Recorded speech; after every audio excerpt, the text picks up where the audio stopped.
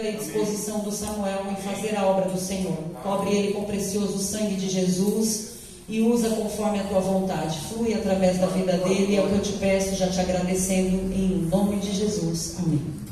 Amém. Glória a Deus. Estão me ouvindo bem, queridos? Amém. Tá ligado? Oh, glória a Deus. Deixa eu ver se vocês estão me ouvindo mesmo. Vocês estão me ouvindo? Amém. Glória a Deus. Boa noite, queridos. A graça e a paz do nosso Senhor Jesus Cristo. Quero agradecer primeiramente a presença de cada um de vocês. Lógico, nosso Deus preparou esse momento, eu creio, muito especial, onde nós vamos ser ministrados através da palavra dele sobre política. A política é um tema tão relevante quanto outros, queridos. Eu quero te convencer disso, né? Nessa ministração, nessa minha fala, eu quero te convencer de que política é um assunto que é importante de ser tratado, tanto quanto qualquer outro. Mas quero agradecer a sua presença. Sei que muitos vieram direto do serviço, outros da escola, alguns até atendendo um pedido pessoal meu, então eu agradeço de verdade a todos que estão aqui. Sei que meio de semana é cansativo, mas te garanto que as coisas que você vai ouvir aqui, não só nessa quinta, como nas outras quintas, não é porque sou eu ministro não, mas é porque nós temos tido ministrações poderosas todas as quintas.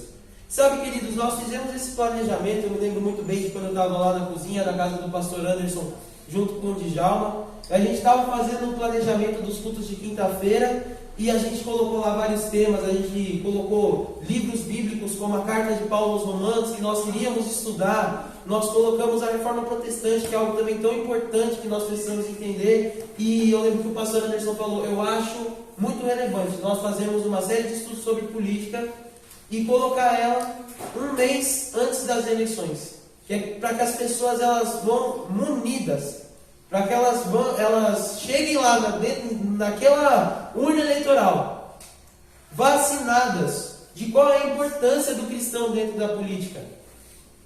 A política, queridos, nada mais é do que você passar influência. Política tem a ver com influência. Quando a política nasceu lá no berço da Grécia Antiga, dentro da polis, para quem não sabe, a etimologia da palavra de política vem de polis. Polis eram as cidades gregas. Então a política era o ato de gerir as polis. Eram as pessoas que discutiam qual rumo as polis deveriam tomar. Para ficar mais claro para você, tinha algumas polis como Atenas, que era muito conhecida, a polis de Esparta, que o pessoal que assistiu 300 vai saber do que eu estou falando. Mas enfim, era sobre como cada polis, ou seja, como cada cidade grega ia se portar. Então, ia aquele monte de cabra lá na praça pública discutir como que as coisas deveriam ser feitas. E aí quando a Roma toma, a Grécia também pega um pouco dessa influência e cria lá o Senado romano e essas coisas. Preciso te conceituar que nós estamos chegando agora, nesse final de ano, em temas um pouco mais técnicos. Reforma protestante, política, são temas que são um pouco mais complexos. Mas acompanhe o raciocínio. Eu vou tentar falar da maneira mais simples possível para que todos nós possamos entender. Eu comecei a me interessar por política justamente pelo meu interesse por história. Eu nunca gostei de matemática, eu sou péssimo com números, queridos. Tanto é que eu quero fazer direito, eu quero fazer licenciatura em história, quero fazer faculdades que não tem nada a ver com cálculo, porque eu detesto. Então, baseado nisso, Djalminha, não foi feito para mim. Números, principalmente quando coloca aquele X no meio. Gente, quem colocou letra no meio da matemática, deixa a letra para o português. Mas enfim, então como eu nunca tive essa grande atração por matemática, eu comecei a me interessar por história. E dentro da história você vê política na veia. Porque você vai estudar a Segunda Guerra, a Primeira Guerra, você vai ver as civilizações antigas. E eu quero te convidar a abrir em uma história, que é a história da humanidade. Vamos lá para Gênesis, capítulo 1, versículo 28. Vamos voltar para o início de tudo, para entender. Então esse meu interesse por política foi por ver o quanto civilizações inteiras foram destruídas por uma má política, uma má influência, uma má gestão da cidade, uma má gestão da civilização. E eu comecei a parar para pensar, poxa vida, mas como que isso não é relevante a gente falar dentro da igreja? Por que a gente fala tão pouco? Queridos, aqui na nossa igreja nós já fizemos série de estudos sobre dons espirituais. o poder desceu, o negócio, o pastor Paulo rodopiou, caiu gente, foi uma coisa louca. Então a gente é pentecostal, a gente gosta do mover do Espírito. Mas nós não podemos esquecer de que entender a palavra para colocar as pessoas que nós estamos querendo ou pretendendo colocar no poder é extremamente importante, porque nos próximos 4 anos você vai viver o fruto do trabalho das pessoas que você está escolhendo agora, nesse dia 2 de outubro. Nós vivemos agora um período onde a igreja foi fechada por causa de uma pandemia, onde restrições foram colocadas. E isso diverge opiniões, mas queridos, se você olhar na Constituição do Brasil, a igreja não pode ser fechada nem em estado de sítio. Nem que um país esteja cercado por um exército inimigo, a igreja pode ser fechada. Nem em estado de guerra, a igreja não pode ser fechada. Mas muitas vezes nós achamos isso normal, a gente não se preocupa, porque o brasileiro, infelizmente, foi acostumado com isso. Se você pega a história do Brasil, é só recentemente que um presidente eleito passou a faixa para um presidente eleito. Porque era presidente que morria misteriosamente, era presidente que os generais entravam, botavam na cara e falavam: você vai renunciar. É difícil, o Brasil não vai para amadores. Então, o povo brasileiro já está acostumado, mudou o presidente, nossa, normal, acontece isso todo ano. O presidente que falou que ia ficar 3 anos está 5, tudo bem, não tem problema, já estamos acostumados. Agora, mais recentemente, que o brasileiro começou a se despertar para esse tema. Isso é importante. Isso é maravilhoso. Vejamos lá comigo, Gênesis 1, versículo 28.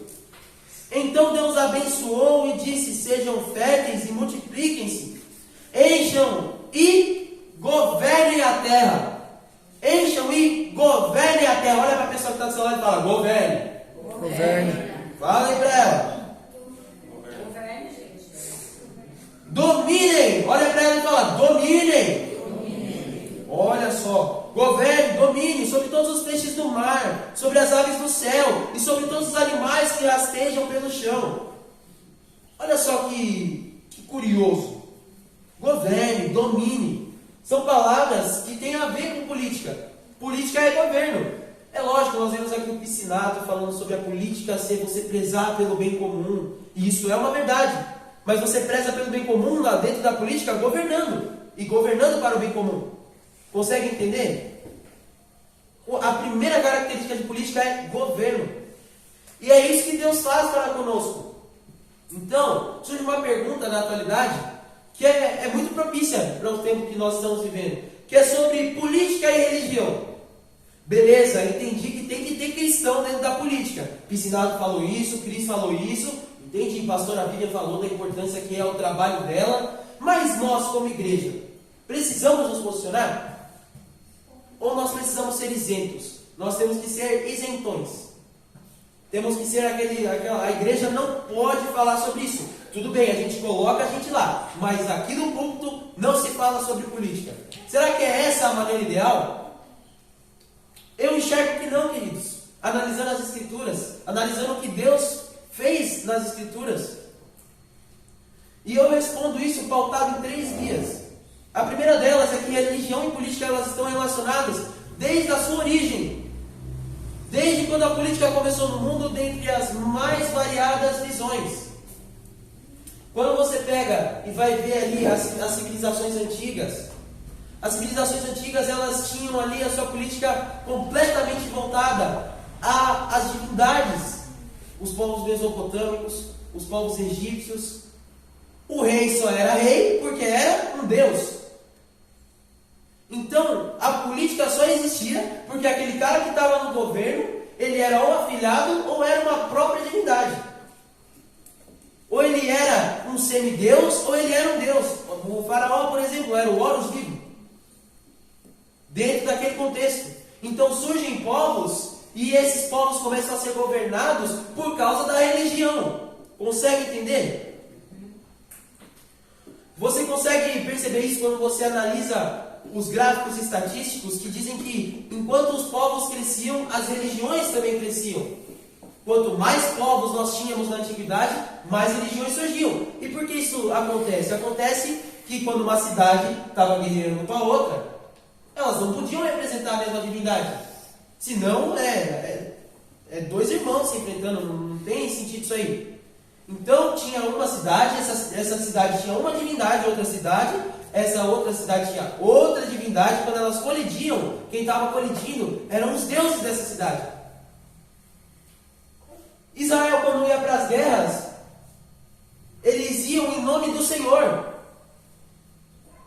Davi, quando olha o gigante, fala: quem é esse circunciso para falar contra o povo de Deus? E ele guerreia não só por Israel, ou pelo rei, ele guerreia por Deus.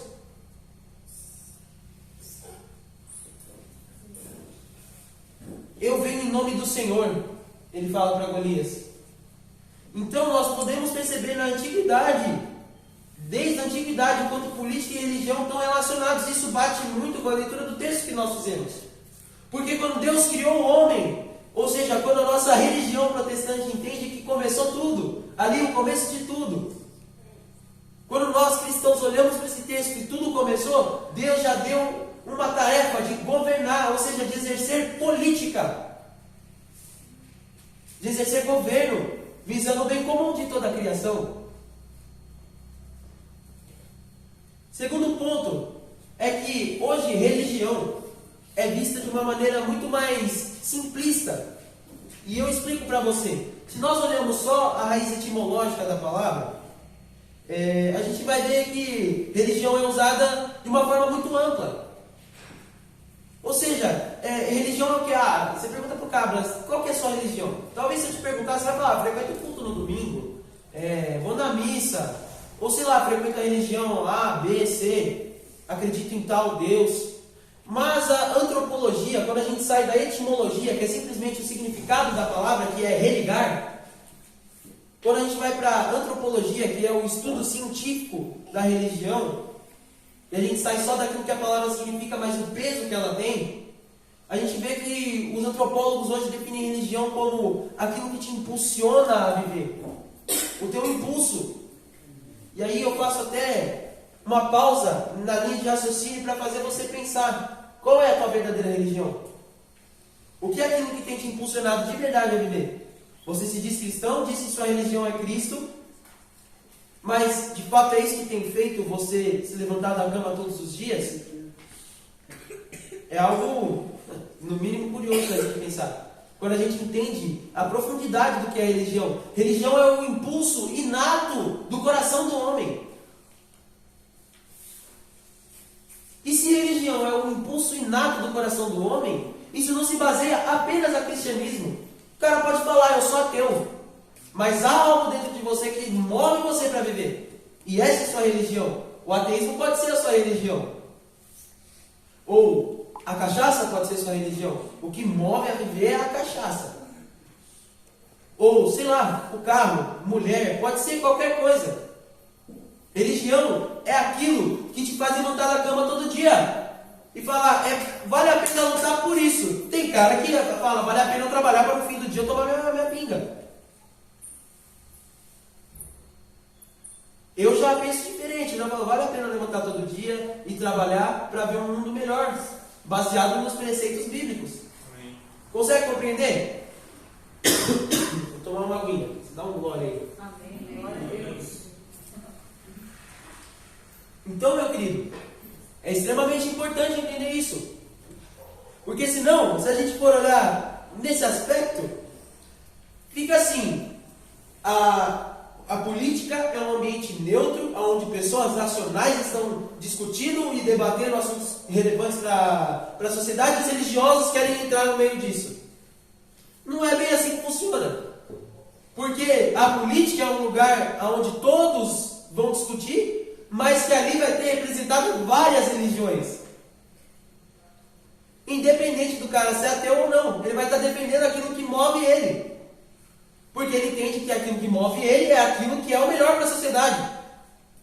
Então é uma coisa inata, ou seja, uma coisa que é intrínseca no homem. Não tem como você falar: eu não acredito em nada, eu sou neutro. Tem nada neutro, não tem gênero neutro, não existe nada neutro. Não tem pronome neutro, não existe nada neutro. A única coisa que é neutra é detergente, né? Como diz a Cris. Mas enfim, não existe isso das suas ideias não interferirem na forma como você vai lidar com o debate público, com a sua vida pública. Aquilo que você tem como ideia dentro de você, não tem um botão dentro de você que você desliga. Não, agora eu vou entrar no modo político, eu vou desligar aquilo que eu acredito dentro de mim e vou pensar aqui só com a cabeça. As minhas ideias não vão ter influência nenhuma sobre aquilo que eu vou fazer. Isso não existe. Então, quando nós analisamos até alguns filósofos como Rousseau, eles trazem isso. A gente vai ter aí alguns filósofos holandeses que vão pensar a respeito disso. Então, é uma coisa que não é um raciocínio inteiramente meu, mas vários homens já vêm pensando nisso ao longo do tempo. E um dos homens que pensou a respeito disso foi Karl Marx. E você fala, nossa, Karl Marx, o criador do comunismo, ele entende que a religião faz parte da política? Sim. Só que ele entende isso de uma forma diferente. Ele entende que isso é a causa do problema. E tem que ser combatido. Enquanto esses outros filósofos que eu citei entendem que isso faz parte do ser humano e que precisa fazer parte do debate público, Marx entende que a religião fazer parte do debate público é a raiz de todos os problemas. Porque é a religião que ensina os preceitos de família. Que engraçado, até Marx sabe e muito cristão não sabe. Mas eu quero falar sobre esse nosso amigo mais pra frente, mas já fica bem claro para você. Até Marx, que entende que a religião tem que sair da face da terra, para que a utopia que ele criou na cabeça dele quando escreveu o Manifesto Comunista seja concretizada, até ele que entende isso, pode perceber que faz parte do ser humano a religião.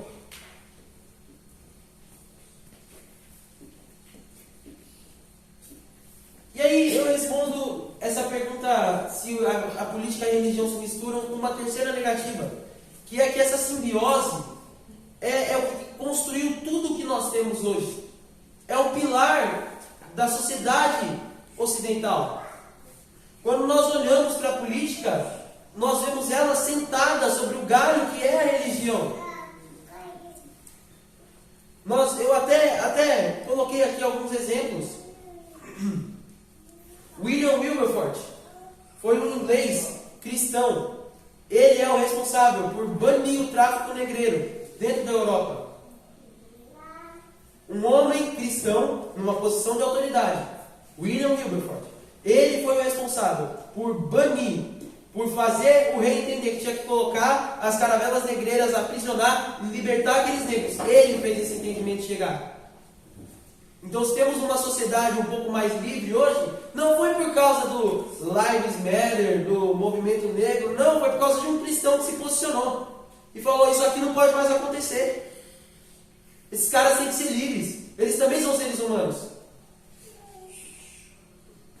Nós temos também o exemplo dos irmãos, os Quakers, nos Estados Unidos, que foram dois irmãos cristãos, protestantes, que lutaram pelo fim da escravidão nos Estados Unidos. Mas eles não tiveram uma voz maior, justamente porque os seus opositores os acusaram de ter opiniões relacionadas à religião. Não, esse pensamento de que o negro é gente é uma coisa desse posicionamento cristão deles. Eles não têm que entrar no debate. Olha só que curioso. Dentre tantas outras coisas.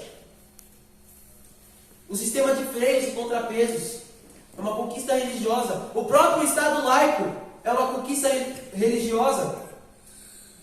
Agostinho de Hipona, um estudioso bíblico, foi quem disse que a igreja e o Estado se misturam, mas não podem ser um.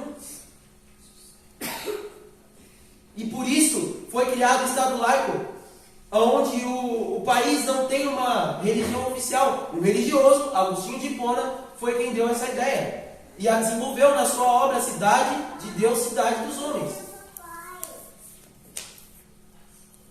Se nós tiramos a religião do meio político, nós estamos cerrando o galho pelo qual a sociedade ocidental se sentou todos esses anos e pelo qual tudo que nós conhecemos foi construído. A legislação, os direitos que nós temos são todos baseados nessa simbiose entre religião e política. Veja, Deus colocou José como governador do Egito. Governador. Política. Deus sempre coloca os seus homens e suas mulheres em posições de destaque. E é legal você entender isso, que Deus quer te colocar numa posição de destaque. Mas é muito mais legal ainda você entender que você, como igreja, já tem que ter direito ao seu posicionamento. Amém. Isso não pode ser negado a você só porque você é crente. Amém. A igreja já é o Estado. Aleluia.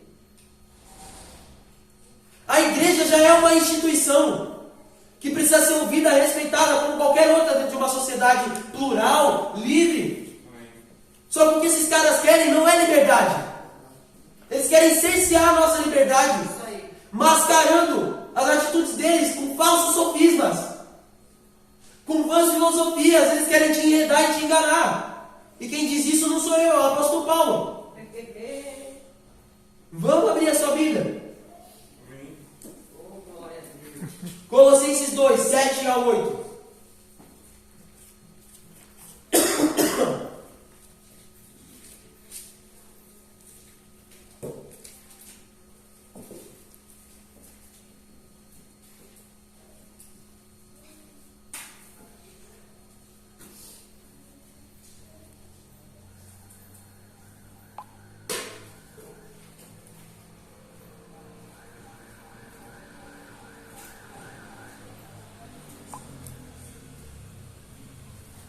Não deixe ninguém dizer para você que porque você é crente, você não tem o direito de se posicionar. Tentando usar os pretextos deles, eles cerceiam a nossa liberdade. Jovens que estão aqui me ouvindo, vocês têm mais medo de nas escolas dizerem que são crentes ou dizerem que são de esquerda? É muito mais fácil, estou errado, dizer que você é de esquerda para agradar toda a maioria dos colegas. Mas experimenta dizer que você é crente. Experimenta contrariar a sua professora de sociologia, dizendo para ela que você não acredita naquilo que ela está falando. Experimenta discordar da sua professora de filosofia. Quem será que está tendo a liberdade cerceada? Eles ou nós? Quem é que se sente acuado em dar sua opinião de verdade? Eles ou nós? Porque hoje, antigamente, os crentes não tinham medo de fio da espada. Hoje, a nossa geração de crentes tem medo de ser cancelado na internet e de um amigão da escola não falar mais com ele. Oh, Deus. Eu falo da palavra, eu vivo a palavra. Aleluia. Independente do que as pessoas vão fazer. Porque o que nós vivemos hoje é fichinha, porque isso foi conquistado por aqueles homens que morreram em prol do Evangelho. E a gente está fazendo o quê? A gente vai deixar se perder tudo que esses homens conquistaram? Queridos, quando esses homens se foram, eles deixaram a igreja com o mundo nas mãos. E por causa que a igreja não soube lidar com isso, perdeu a influência que tinha no mundo. E hoje nós vivemos num mundo onde acha que a igreja tem que ir cada vez mais para longe do debate público. Mas as consequências são notórias. Só não vê quem não quer. Amém. Isso é verdade. E mais ainda, eles não querem as igrejas longe, eles querem a gente deles dentro das igrejas falando das mentiras deles. Colossenses 2, do 7 ao 8, diz o seguinte: aprofundem nele suas raízes, e sobre ele edifiquem a sua vida. Então, sua fé se fortalecerá na verdade que foi ensinada, e vocês transbordarão de gratidão. Primeira coisa que eu quero frisar: vai estudar, crente. Isso. Vai se aprofundar nas suas raízes. Orar é importante para você ter nutrição espiritual, mas você não vai responder um cara que vem te questionar com uma oração. O cara pergunta para você: o que você acha sobre aborto? Você fala para ele: pai, em nome de Jesus, não. Você precisa ter bala na agulha. Crente precisa ter bala na agulha. Precisa ter palavra. olha, eu sou contra porque a Bíblia diz isso, isso e isso, porque a Bíblia diz que ele me escolheu, deixa o ventre da minha mãe, e não fala em que circunstâncias isso aconteceu. A minha mãe me desejando ou não, a Bíblia diz que ele me escolheu. Desde o ventre da minha mãe, desde a minha formação, antes mesmo que algum tecido meu fosse tecido. Então você precisa ter bala na agulha, porque senão você não tem força para enfrentar. Porque eles têm argumento, gente. Às vezes ruim, mas a galera do mundo tem argumento para defender o que eles têm, o posicionamento deles. Agora o crente, numa hora, o crente não tem planejamento, o crente não tem estratégia. A gente recebeu um vídeo esses dias no grupo da igreja, de uma mulher falando sobre toda uma estratégia deles para alcançar as nossas crianças. E a gente não tem estratégia nenhuma. Aí a gente quer pegar um coitado lá e colocar ele para concorrer a vereador sem planejamento nenhum. Isso não existe. Não é assim que se faz política. Não é assim que nós vamos ganhar dentro desse cenário.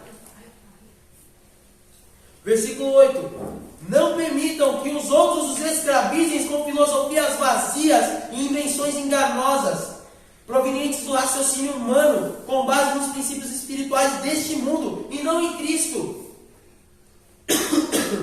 Filosofias vazias, invenções enganosas. É o que mais nós vemos no mundo hoje. Filosofias utópicas, coisa que é utopia. Utopia, para quem não sabe, é sonho. É uma coisa assim que o cara dormiu, ele pensou, e ele acordou achando que aquilo era o mundo que tinha que existir de verdade. Isso é utopia, é um sonho, é um devaneio da pessoa. Deixa eu fazer uma pergunta aqui, só para fins de curiosidade até. Quantos aqui desse lugar já leram o Manifesto Comunista? 1, 2, 3, 4, 5, 6. Nós temos aqui pelo menos umas 20 pessoas, pastor? Um pouco mais de 20 pessoas. E apenas 6 pessoas leram o Manifesto Comunista. É por isso que ainda hoje tem muito crente que acha que dá para ser cristão de esquerda. Não leu, não sabe de verdade o que é a ideia dos caras. Eu falei uma vez com um crente que se diz de esquerda, eu conversando com ele.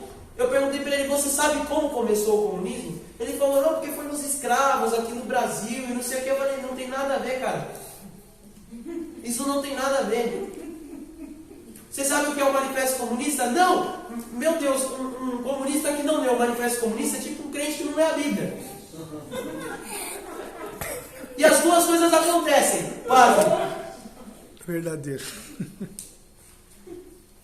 O livro de conduta dos partidos comunistas, o livro de conduta das pessoas de esquerda, é o Manifesto Comunista. E lá Marx diz tantas coisas escabrosas, meus queridos, que, olha, Marx diz que ele deseja a abolição da família, porque ele entende que o capital, ele entende que a propriedade privada, ou seja, a opressão na humanidade começa na família. E ele vai além. Ele enxerga Deus, a religião, como um cabresto na humanidade.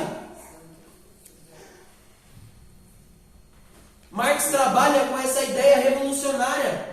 Só que a ideia dele não parou por aí, queridos.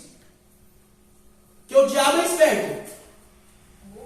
Então começou com o Marx falando assim, então o que a gente tem que fazer? A gente tem que juntar os trabalhadores do mundo, a gente tem que pegar em armas e tem que ir pra cima da galera. Só que o que acontece é que ninguém na sua escola vai te contar. Ninguém atendeu ao chamado de Marx.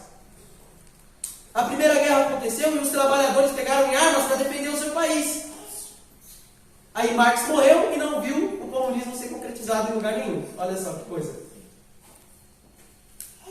Aí veio pensadores após ele, Escola de Frankfurt, Antônio Gramsci, que eles entenderam, a revolução não começa tomando os quartéis. A revolução começa tomando as escolas. Não bombardeiem os seus quartéis, diz Gramsci. Tomem as escolas.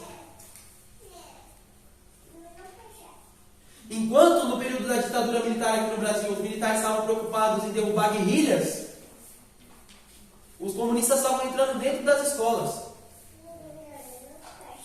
E Paulo Freire, que é um comunista de carteirinha, hoje é patrono da educação brasileira.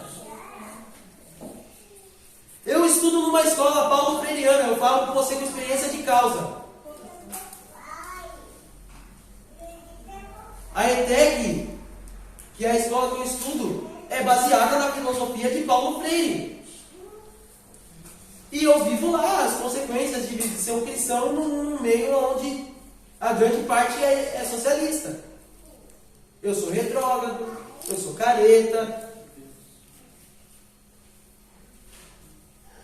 Então, queridos, é importante a gente entender isso. O que diz que o comunismo não pode ser um com o cristianismo, não é o cristianismo, é o próprio comunismo. O próprio Marx escreve com as mãozinhas dele lá nos seus livros que o mal da sociedade aconteceu quando um homem e uma mulher se juntaram e para ter seus filhos e sua propriedade. Porque para o comunismo, o Estado é o Deus. O Estado tem que ser gigante. O Estado tem que ser enorme. Tem que ser um Estado que intervém nas situações. Por isso que quando você passa dificuldade financeira, eles te dão um dinheirinho e não te incentivam a trabalhar mais. Que é para você ficar dependendo do dinheirinho deles todo mês. Mas não te dão uma perspectiva de crescimento. Veja, não é errado o governo te ajudar. Mas fazer você virar escravo do dinheiro do governo, você depender todo mês, o programa correto, querido, é fazer um dia você não precisar mais desse dinheiro. Porque você vai estar estabilizado. Mas eles te deixam numa situação que você depende deles. Então você bota neles ano após ano. Porque aquele candidato vai me dar dinheiro. Eu vou precisar do dinheiro dele. Só que lembre-se de uma coisa, quando o Estado é grande, você é pequeno. Deus, Ele instituiu sobre o povo de Israel um juiz. Ele se colocou como rei de Israel e colocou um juiz que ia cuidar das causas do povo, ia resolver problemas pontuais, ia fazer coisa pouca. O que o povo quis? Quis um rei. E o que Deus diz através do profeta Samuel? Vocês não sabem o que estão pedindo. Porque quando o Estado é grande, você é pequeno. Então, os seus filhos vão ser escravos deles. Vão ter que ir para a guerra lutar pelos interesses desse rei. Veja, quando o Estado é grande demais, você fica pequeno. Você não pode tomar suas decisões. Um paspalho diz que você tem que ficar em casa e você tem que ficar em casa.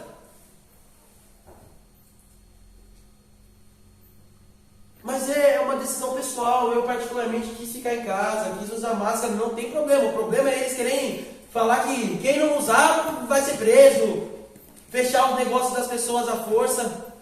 Isso não existe. Isso não pode ser feito. O governo não pode tratar a sua população desse jeito. Faz o que eu estou mandando e pronto, acabou. Não é assim que funciona.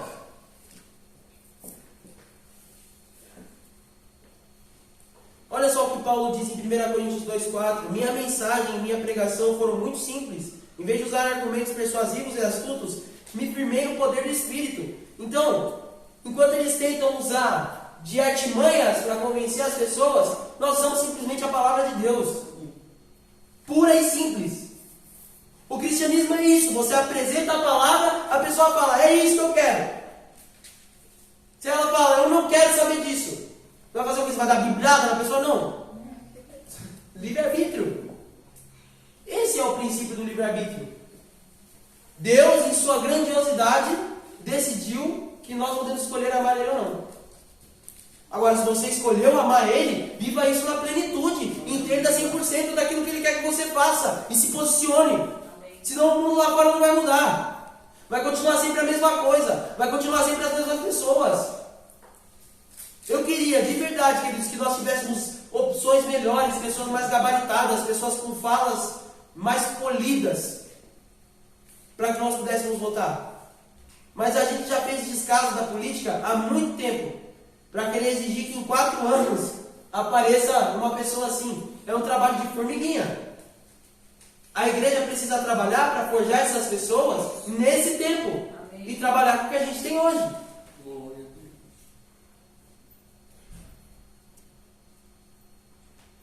E como que nós vamos destruir esses argumentos?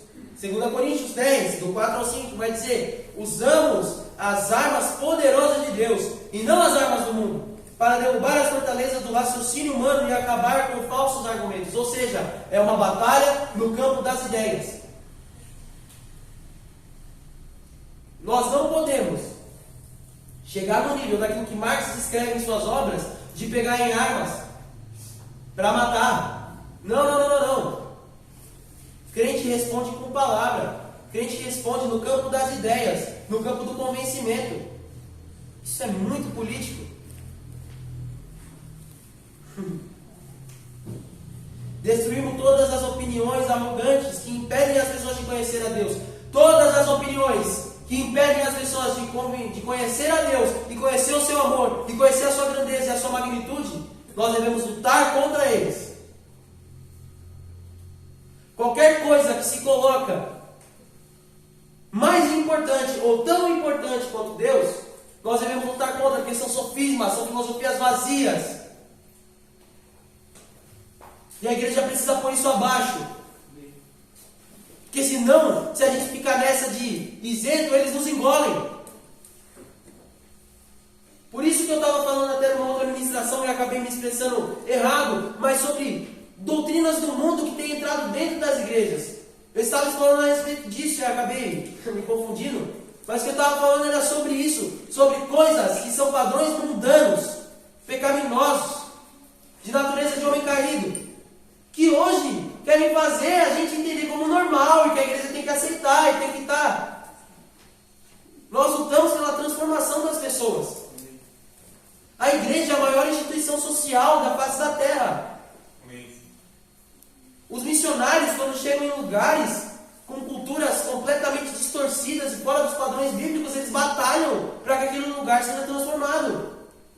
Nós temos casos de missionários que foram para a Índia, e quando chegaram lá tinha rituais onde as mães sacrificavam suas crianças, onde quando o homem morria, a mulher tinha que morrer junto com o homem, queimada lá.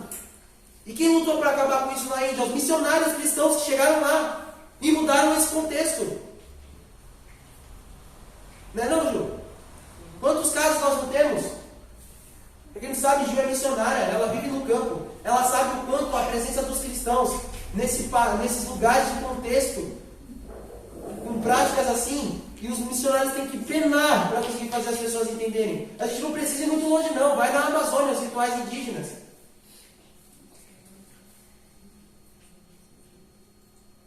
E isso é mudar a política do lugar. Quando você vai lá na sua vizinhança, não tem a política da boa vizinhança? Minha mãe, que já foi, como é que fala? Síndica de prédio. Tem a política do prédio. Da mesma forma, não é diferente disso. Pare de ver política como uma palavra asquerosa. Oi, sai. Parece que a gente vê a palavra política como um esgoto que joga dinheiro, né? Eu imaginava assim, quando eu era pequeno, quando falava política, eu imaginava um esgoto que jogava dinheiro, porque é dinheiro sujo. Mas quando eu entendi o que de fato é política, eu falei, não. Eu posso não ser um vereador, posso não ser um presidente, posso não ocupar nenhuma cadeira. Mas eu tenho um papel de instruir as pessoas, de falar das verdades da palavra. E falar da política da palavra de Deus. Daquilo que a Bíblia diz que é o mundo ideal.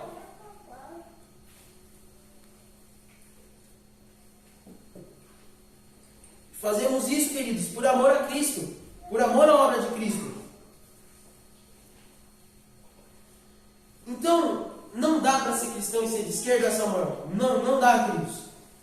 E nós estamos querendo deixar claro isso, porque são duas visões de mundo diferentes, que não dá para colidir. Você pode achar que o esquerdismo é o correto, esse é seu livre-arbítrio. Você pode achar que ele é o padrão de mundo que deve existir. Mas você não pode achar que uma outra visão de mundo, que é o cristianismo, tem que se enquadrar dentro dele. Não, você é livre para ter sua opinião, desde que você não queira atacar a minha. Desde que você não queira pegar a minha opinião e colocar a sua dentro dela. Veja, existe simbiose entre religião e política. Mas não existe simbiose entre religião com outra religião. Porque ideias de mundo diferentes vão se conflitar em algum momento. E aí você vai ter que ficar fazendo malabarismos na Bíblia para conseguir encaixar na sua ideia de mundo. Que é o que muitos têm feito hoje. Você vê pastor distorcendo o versículo. Você vê pastor tirando um trecho ali da Bíblia para querer justificar a sua opinião sem ler o contexto inteiro. E olha lá o que diz Efésios 5:11. Abre lá comigo. Efésios 5:11.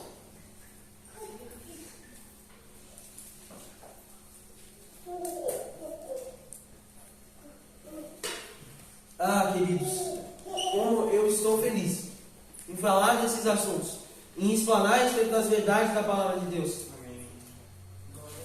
Porque a Bíblia vai nos dizer que a verdade liberta, a verdade transforma.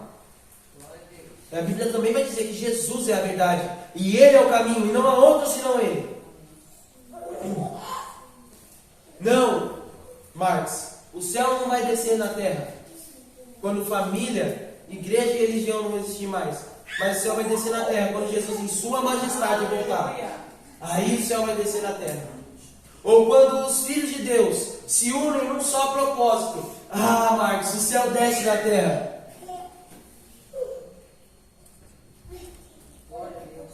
Efésios 5:11 diz: e não vos associeis às obras infrutíferas das trevas, pelo contrário, condenai-as. Outro texto, João 7:24, vai dizer: não julguem apenas pela aparência, mas façam julgamentos justos. Então olha que loucura. A Bíblia não só manda a gente julgar, como manda condenar. Preste atenção no texto. Efésios 5:11. E não vos associeis às obras infrutíferas das trevas, pelo contrário, condenai-as. Não julguem apenas pela aparência, ou seja, não julguem a coisa só pela capa, se aprofunde para entender. Mas façam julgamentos justos. O julgamento tem que ser justo? Tem, mas ele tem que existir. Baseado no aprofundamento, no entendimento. Por isso que eu falo para você, crente, vai estudar sobre o assunto. É importante, por mínimo que seja, para que você consiga responder.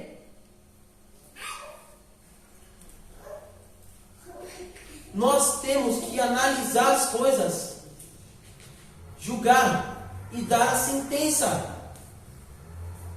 se aquilo é ou não é compatível com a nossa fé.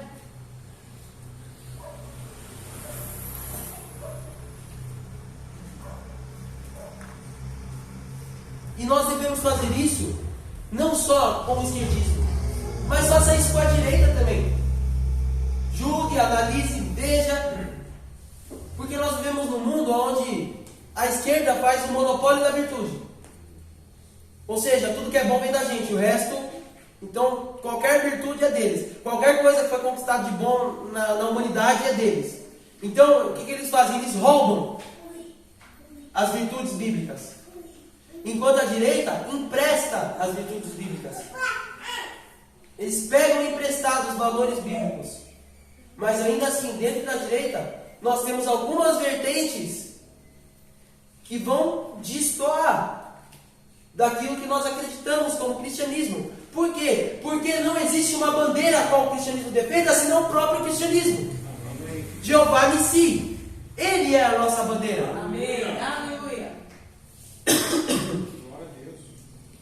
Que eu quero que você entenda. Eu não estou falando para você ser de direita, para você votar nos candidatos de direita. O que eu estou falando é que a religião cristã por si só é um posicionamento político. A religião cristã por si só é defender uma bandeira. Quem defende cristianismo defende a dignidade da mulher. Quem defende cristianismo defende a dignidade de todos os homens, sem acepção de ninguém. Quem defende cristianismo defende que todas as pessoas precisam viver em paz, em harmonia. Quem defende cristianismo defende respeito. Isso são conquistas nossas que eles tentam surrupiar, mas são conquistas nossas. líder a chamar mulheres para estar perto dele foi Jesus. É isso aí. Aleluia. Ele foi o primeiro líder religioso a falar: tá faltando mulher aqui nesse negócio. Vem. Jesus foi o primeiro que pegou homens iletrados e transformaram eles em potências. Jesus pegou lá o pescador, que a própria Bíblia diz que era iletrado, ou seja, não sabia ler, não tinha uma fala muito boa, era um homem de fala dura. Mas ele transformou. Deus sempre escolheu pessoas que o mundo não dava nada para elas e transformou eles em potências. Veja como o nosso Deus é inclusivo. Ele é inclusivo. Essa ideia de inclusão que o mundo tenta passar hoje destoa da ideia correta de inclusão que a palavra nos apresenta. Que é de pegar pessoas que estão aqui numa situação de miséria, mas não deixar elas na situação de miséria a vida inteira, para ficar dependendo de você. Levar elas a um alto patamar, a uma alta performance, a um outro nível. Isso é evangelho. É transformação. É elevação de patamar.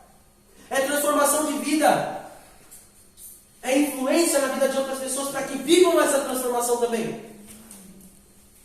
E as portas do inferno não prevalecerão diante da igreja do Senhor. Amém. A porta é um instrumento de defesa, não um instrumento de ataque. Ou seja, quem ataca somos nós. Nós destruímos as portas deles. Eles não entram aqui com suas filosofias enganosas. Nós é que vamos com a verdade para lá. Porque no fim das contas, queridos, a escuridão nunca vence a luz. Mas a luz predomina sobre a escuridão. Glória a Deus. Nenhuma visão política tem o caráter redentor de Cristo.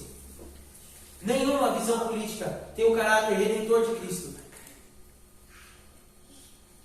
Nem as filosofias de direita, nem as filosofias de esquerda, nem o centrão. Não, queridos. O caráter redentor de Cristo você só encontra nele. E ele é o equilíbrio de todas as coisas. Ele é o equilíbrio entre problemas sociais, bem como a Bíblia também ensina sobre economia. É que o nosso tempo é curto, não dá para explanar sobre economia, então eu estou focando no campo das ideias, das filosofias. Mas a Bíblia também nos dá padrões econômicos que nós devemos seguir. Porque nenhuma visão política pode expressar com clareza o tamanho da glória de Cristo, senão o próprio Cristo manifestado dentro de nós. Ô queridos, religião não é algo que dá para entender 100%. Você pode estudar, mas você nunca vai conseguir enxergar dentro da sua pequenez a grandeza das coisas de Deus. A eternidade está dentro de nós. Todavia nós não conseguimos compreendê-la, porque é muito grande. Nosso raciocínio é muito limitado. Mas esse Deus tão grande decidiu fazer de nós uma morada e transformar o ambiente ao nosso redor.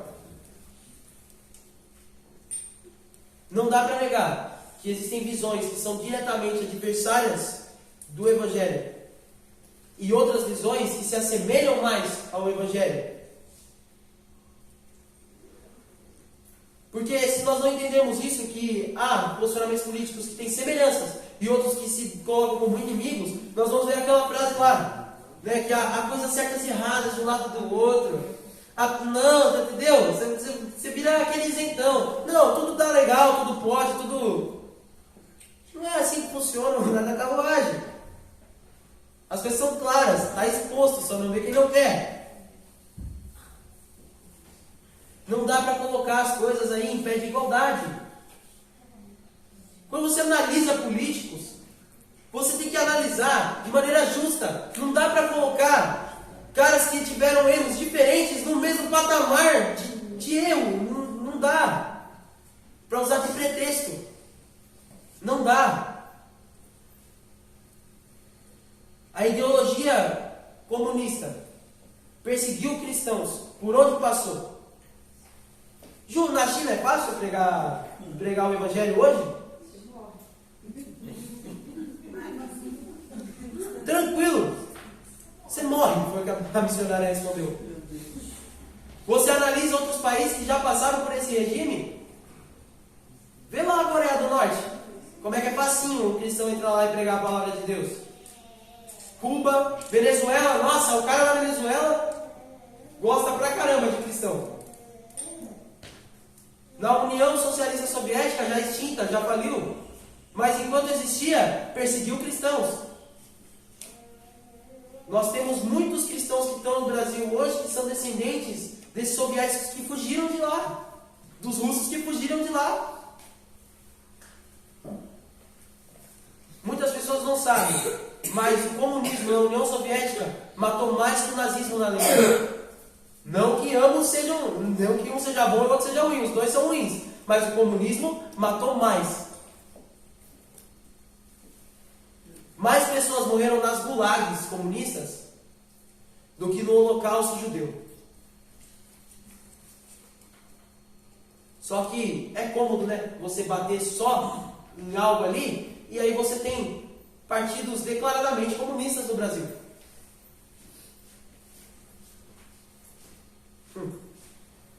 E quero também fazer um adendo, para que você não seja fanático político por ninguém, por nenhum político, porque homens te decepcionam. Homens são falhos, homens em algum dia podem falar uma coisa que você não vai gostar, podem fazer ou tomar uma medida que você não vai gostar. Então a nossa confiança como cristãos tem que estar em Deus. Amém.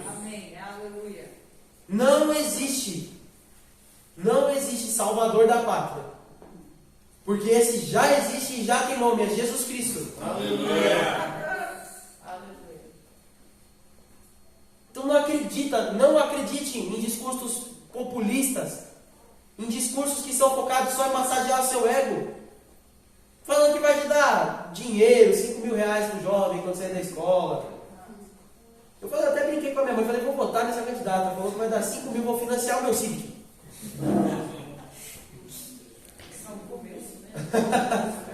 O outro fala que vai tirar você do SPC e Serasa. São só promessas vazias que o cara não tem como cumprir quando ele chega lá. Então não seja fanático por ninguém, seja fanático por Jesus. Nem pelo Palmeiras, né, pastor Paulo? É difícil. Me decepciona de vez em quando. Tem me dado muita alegria, mas me decepciona de vez em quando. Então o único que nunca nos decepciona e que nós podemos colocar nossa confiança 100% nele é Jesus. Amém. Aleluia. Jesus ensinou como é que faz política, fazendo o bem comum, para que todos sejam salvos. Ora, ele não morreu para que todos fossem alcançados pela salvação? Olha um cara aí que pensou no bem comum. Deixou o cargo dele de liderança, veio aqui andar entre nós para salvar geral. Jesus, na brincadeira de esconde-esconde, seria aquele que corre no final para falar salva o mundo.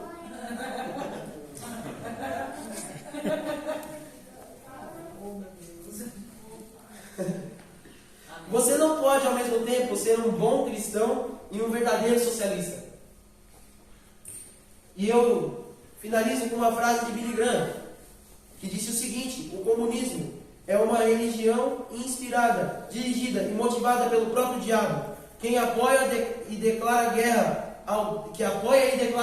ao Deus Todo-Poderoso. Quem disse isso foi o maior pregador contemporâneo, Billy Graham, não fui eu. Então, queridos, só uma esperança. Um Deus justo que está nos céus olhando para nós.